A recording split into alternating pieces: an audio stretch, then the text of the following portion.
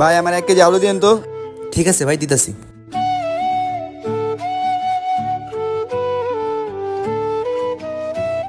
এই যে ভাই আপনার আলু। এই যে ধরেন টাকা। ভাই আবার আসবেন। আচ্ছা ভাই। আরে আজানও দিয়ে দিছে, যাই নামাজটা পড়ে আসি। বাসার লেগে তো সবজি নিতে হইব। ওই যে সবজির দোকান, যাই না যাই। নামাজের বিরতি। ভাই কিছু লাগবে আপনার? ভাই আমার একটা লাউ দেন। ভাই একটা কথা বলি। জি ভাই বলেন। ভাই আপনার দোকানটা ফালা যে নামাজে গেছেন, যদি চুরি হয়ে যেত।